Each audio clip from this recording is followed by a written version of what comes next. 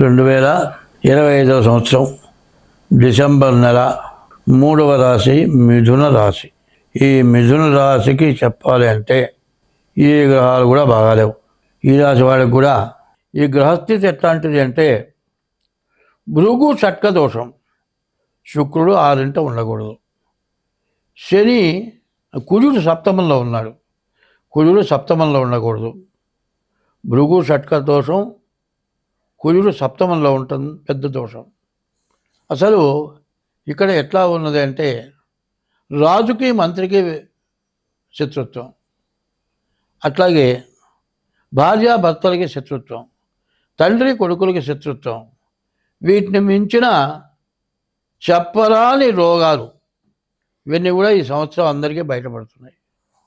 దీనివల్ల రకరకాలైన బాధలు పెరిగి మనోవ్యాధి ఎక్కువై మనోవ్యాధితో చచ్చిపోయేటువంటి పరిస్థితి వస్తుంది.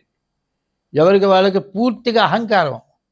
నా అంత వాళ్ళు లేడు, నా దగ్గరికి వచ్చేవాళ్ళు లేడు, నేను ఏదైనా చేయగలను, నేనంటే ఇట్లా అనుకుంటాడు. ఎవరికి వాడు ఎందుకు పనికిరాడు. మళ్ళీ ఎందుకు పనికి వస్తాడంటే పనికిరాడు.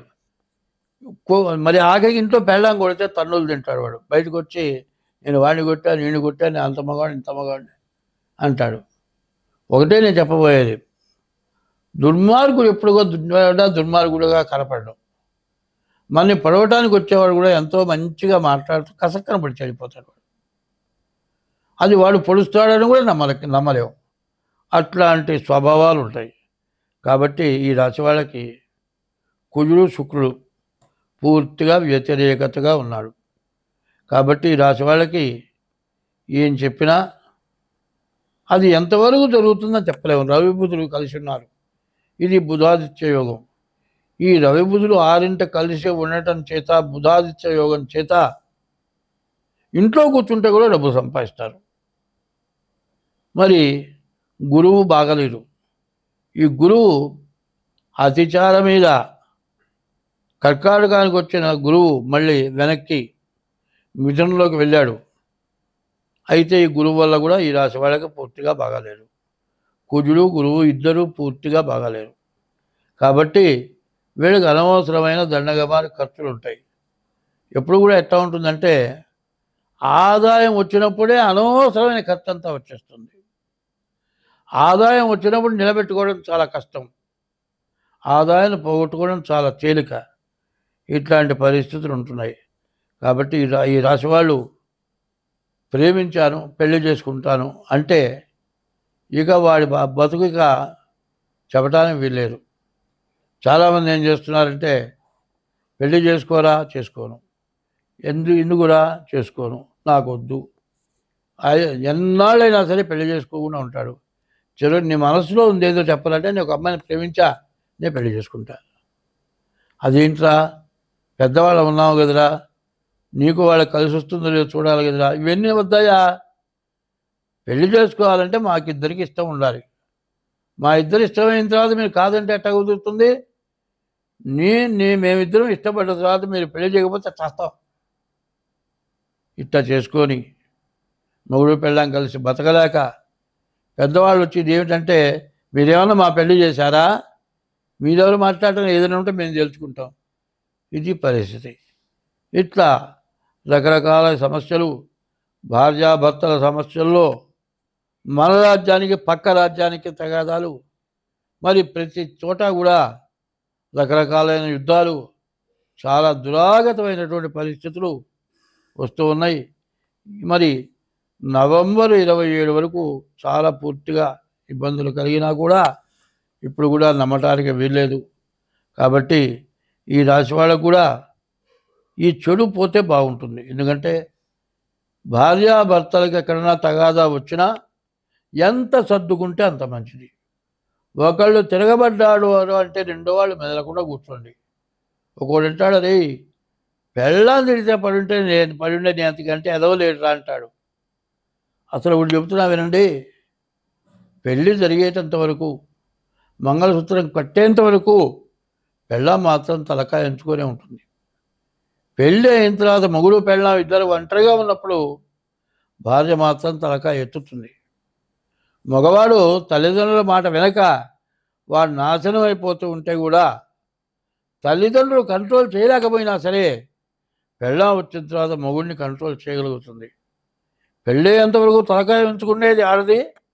పెళ్ళైన తర్వాత చెడుంటే తలకాయ ఎత్తి సమర్థించగలిగింది ఆడది.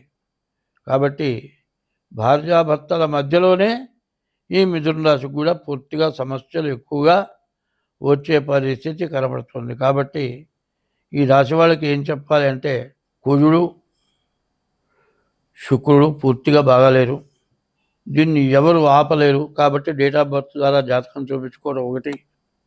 రెండోది, ముందు మీ జాతకానికి తగినటువంటి దోషాలు ఎవరైనా ఉన్నా పోగొట్టుకోండి. అప్పుడు మీరు బాగుపడతారు. పరస్త్రీ వ్యామోహం వల్ల పూర్తిగా చెప్పడానికి వీల్లేనటువంటి నష్టం, అటువంటి నష్టపడటానికి అవకాశం ఉంది. పెళ్ళై భార్య ఉన్నవాళ్ళు కూడా పరస్త్రీ వ్యామోహానికి పోతే మాత్రం పూర్తిగా ఇబ్బంది పడతారు. కాబట్టి ఎంత జాగ్రత్తగా ఉంటే అంత మంచిది. ఈ మిథున రాశి వాళ్ళు చెప్పాలంటే ఏమిటంటే, వ్యాపారాలకు వచ్చేప్పటికల్లా మరి విద్యా ఉద్యోగం మధ్యస్థంగా ఉంది. వ్యాపారాలు బాగున్నాయి.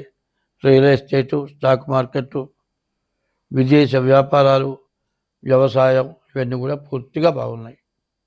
మిగతావన్నీ చెప్పాలంటే ఈ బాగున్న దాంట్లోనే నష్టాలు బాగా ఎక్కువగా కనబడుతున్నాయి. ఈ నష్టాల నుంచి తేరుకోవాలంటే మనం జాగ్రత్త పడాల్సిన అవసరం ఉంది.